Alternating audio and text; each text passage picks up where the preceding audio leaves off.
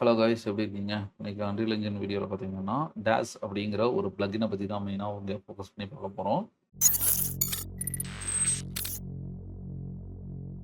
இந்த டேஸ் அப்படிங்கிற பிளக்கின் பார்த்தீங்கன்னா, ஃப்ரீ ட்ரையல் வெர்ஷன் வந்து அவங்களோட வெப்சைட்ல இருக்கு. சப்போஸ் விருப்பம் இருக்கிறவங்க ட்ரையல் வெர்ஷன் யூஸ் பண்ணிட்டு, நீங்க வந்து ஒரிஜினல் வெர்ஷன் வாங்கி யூஸ் பண்ணி பார்க்கலாம். ரொம்பவுமே சூப்பரான இருக்கு. மந்த்லி சப்ஸ்கிரிப்ஷனும் இருக்கு.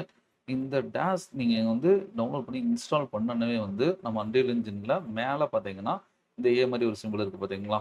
இதுதான் வந்து அவங்களோட லோகோ. ஜஸ்ட் ஒரு கிளிக் பண்ணிட்டீங்கன்னா போதும். சர்ச் பாக்ஸோட இருக்கிற இந்த டேஸோட டூல்ஸ் ஃபுல்லாவே வந்து உங்களுக்கு எனபிள் ஆயிரும். ஆக்சுவலா இத வச்சே வந்து ஸ்மார்ட்டா நீங்க வந்து அன்ரியல் என்ஜின்ல மாடலிங் எல்லாமே வந்து அழகா பிளேஸ் பண்ணிக்க முடியும். ஓகேங்களா? இப்போ மூவ் டூல் அப்படின்னு எடுத்துட்டோம்னா, இதுலயே மூவ் அப்படிங்கிற ஒரு ஆப்ஷன் இருக்கு.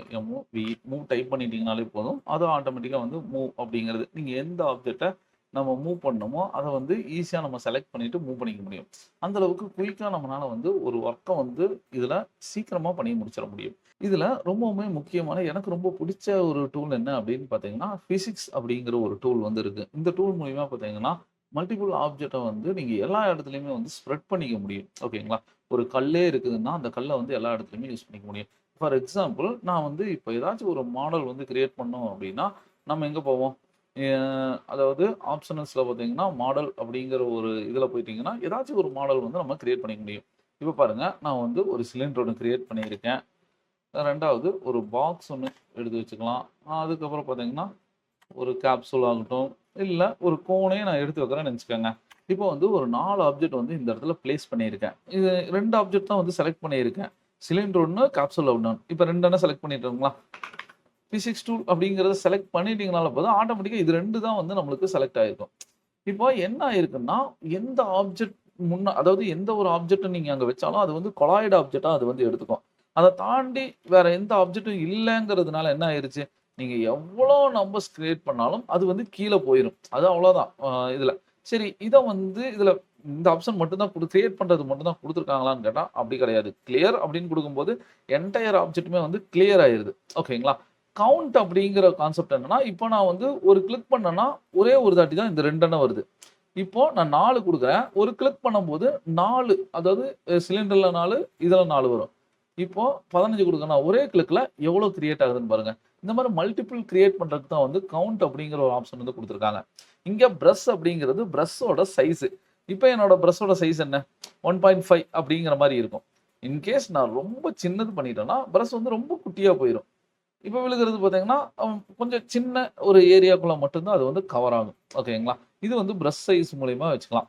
அதுக்கப்புறம் பெயிண்ட் அப்படிங்கிற ஒரு கான்செப்ட் இருக்கு. இப்ப எரேஸ் அப்படின்னு எடுத்துட்டோம்னா என்ன ஆகுது?